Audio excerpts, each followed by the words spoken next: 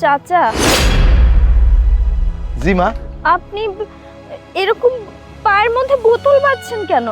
মা, হয়েছে কি, গরম খুব, রাস্তা খুব গরম, খালি পায়ে হাঁটা যায় না, খুব কষ্ট হয়। তাই আর কি আপনার কাছ থেকে ওই বোতলটা আনছি। আর আমি আগে একটা বোতল জোগায় রাখছিলাম, 2টা বোতল পায়ের সাথে বাঁধছি। এখন আর গরম লাগবো না, এখন আমি হাঁটতে পারব রাস্তা দিয়ে। তাই আর কি আপনার কাছ থেকে ওই বোতলটা আনা। কিন্তু চাচা, আপনি এভাবে রাস্তায় রাস্তায় ঘুরে বেড়াচ্ছেন, আপনার পরিবারে কেউ নাই? মানে আপনার বাসা কোথায়, আপনি থাকেন কোথায়?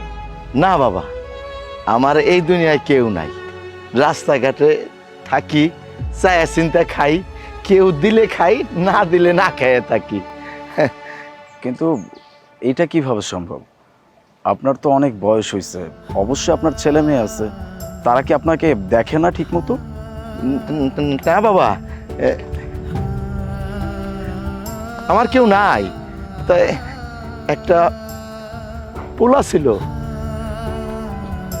ওই পোলারে আমি ছোটবেলা থেকে কোলে পিঠে করে মানুষ করছি। আমার সয় সম্পত্তি বিক্রি করে আমার ওই পোলারে উচ্চ শিক্ষিত করছিলাম।